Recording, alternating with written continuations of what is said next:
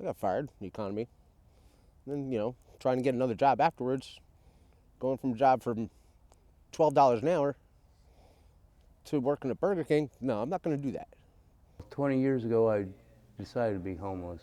I got out of prison, decided I couldn't, live around people or, deal with society, so I chose to be homeless. Because I used to drink 24/7. All right, I did it with handing out my, when I had my kids. That's why I'm called the alcoholic. Okay.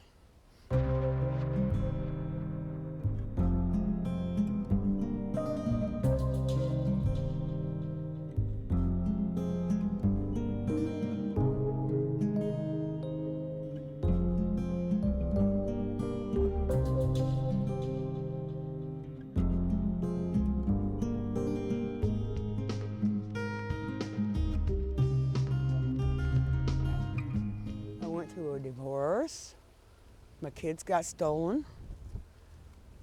And it got to where I got very sick. I concluded that I really needed to flee. I was, at that point, I was really afraid of my mother. My mother was mentally ill. She was mentally ill, and I was afraid of her. And so I bought a one-way ticket on a Greyhound bus and wound up in New York City with, I don't know how much money I had when I got there, maybe $19, no money, no job, really frightened, disturbed, angry, determined that I would never see my family again. I would never go home. I'd never go back to Des Moines, Iowa, where I was from. I was just going to die before I'd ever do that. And that sort of began my long, many, many years on the streets of living homeless in New York City. The jungle is an area of the city of Ithaca where people have been camping out for, as far as I know, probably 70 years. And the reason it's called the jungle is that it used to be called the hobo jungle.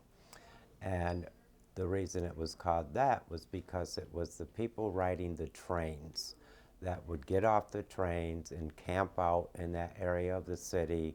And they were not really permanent residents. They would get back on the trains. They traveled across the country. And once all that stopped, they shortened the name to the jungle.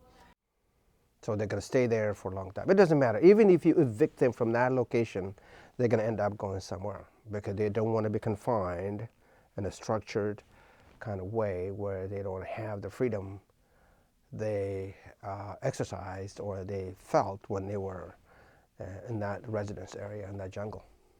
Some of these people, we can't afford a rent or afford their rent. It's because the rent's too high.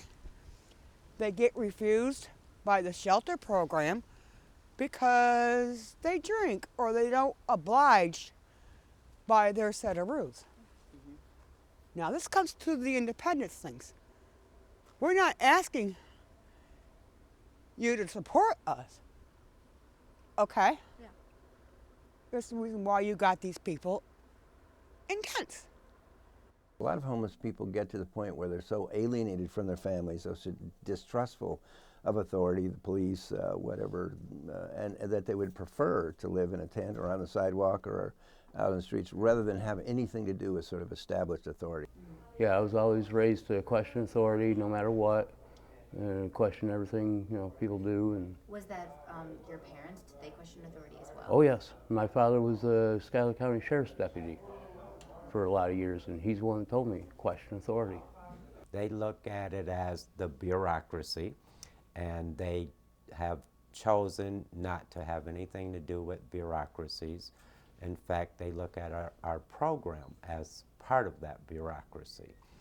Because there are so many eligibility requirements and program policies and procedures they have to follow.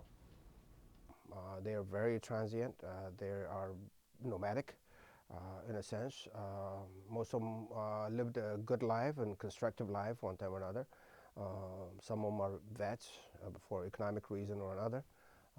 And also enjoying their life as freedom to be in this kind of occupy the space known as the jungle. There was a guy who just hung himself this past summer. Nobody knew that, of the reactions on there, He didn't seem that depressed, okay? Now that was a shocking. We as a family, we had to deal with that grieving process because everybody was in shock. If you become homeless and you're not very tough and very strong and very centered in some way, you will. I don't know.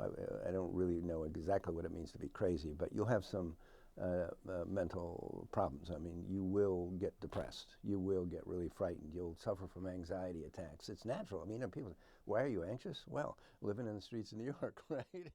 Many folks who are mentally ill do end up homeless or have periods of homelessness during their life. I had a lot of mental problems, okay? I got depression, anxiety, not schizophrenic, what my sister did. Starting in the 1950s through the 60s and 70s, a process of deinstitutionalization occurred in which individuals who'd spent their life in large state hospitals like Willard just up the road, or Binghamton, or Utica, were reintegrated into the community. And this was a function of medications that became available, partly antipsychotic medications. Mm-hmm. Grew up with a schizophrenic mother, an alcoholic father. Your mother was schizophrenic? My mother was, yeah, and I got a sister that was too. She's passed away now. How did you find out that you had depression and anxiety? I committed suicide 3 times. You tried to? Tried to. The third time was a doozy. That kind of woke me up. Okay. I think things should have been, But that's family issues and mental issues. I think I used the alcohol as an escape. I was adopted, so I don't know. That kind of throws me for a loop sometimes, but Why is that? it just makes me wonder who I look like. You know what I mean? Like, you can look at your parents and be like, yeah, I look like my mom, I look like my dad. Me, I can't do that. You know what I mean? It's just, I don't know. My best friends right now are skunks that I have down at my camp. I can trust them over people. I prefer to get along with wildlife than I do people. So I'm one of the guys that stands out there and says, homeless, hungry, broke, whatever. I do that too to make money. And I've literally had people pull up to me and roll up their windows because they're afraid of me. And it's like a 90-degree day, and they'll roll up their windows looking at me. And as soon as they drive away, they put it back down. When you look in the mirror, if you look in the mirror, you see this dirty, bedraggled, pathetic, drunken person, and it's reinforced because most people in New York City or anywhere else really don't have a lot of time for homeless people. They don't like them.